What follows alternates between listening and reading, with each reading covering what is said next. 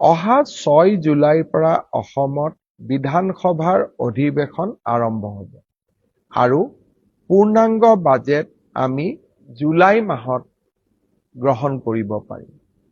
আমাৰ আই মাতৃসকলে বিভিন্ন উন্নয়নমূলক আঁচনিৰ লগত যোৱা মাহটোত নিজকে জড়িত কৰিব পৰা নাই।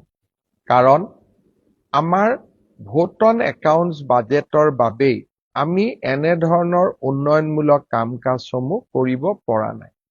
মই ইতিমধ্যে সংবাদ মাধ্যমত কৈছো, কিন্তু আজি মই আপোনালোকক আকৌ এবাৰ ক'ব খুজিছো যে আগষ্ট মাহৰ প্ৰথম সপ্তাহৰ পৰাই মই চেষ্টা কৰিম 2 বা 3 আগষ্টৰ পৰাই আপোনালোকে অৰুণোদয় আঁচনি আগৰ দৰে লাভ কৰিব।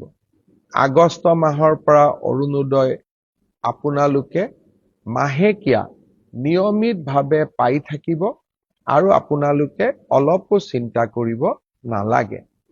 সেই ধৰণে আমি যিটো কম দামত চেনি বা দাইল দি আছিলো, সেই আঁচনিখনো আমি আগষ্ট মাহৰ পৰাই আৰম্ভ কৰিম। অৱশ্যে আমি ইয়াক অকণমান নতুন ৰূপত লৈ আহিম। সেই বিষয়ে আমাৰ পূৰ্ণাংগ বাজেটত আপোনালোকে শুনিবলৈ পাব।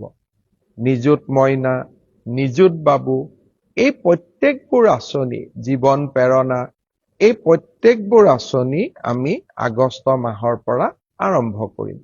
বহুতে মোৰ ফেচবুকত প্ৰশ্ন সোধে, মামা জীৱন প্ৰেৰণা কেতিয়া পাম, নিযুত মইনা কেতিয়া পাম? আমি গোটেইবোৰ আঁচনি আগষ্ট মাহৰ পৰা আপোনালোকক দিয়া ব্যৱস্থা কৰিম আৰু তাৰ পিছত সমগ্ৰ সময়ছোৱাত আপোনালোকে এই আঁচনি নিৰবিচ্ছিন্নভাৱে পাই থাকিব।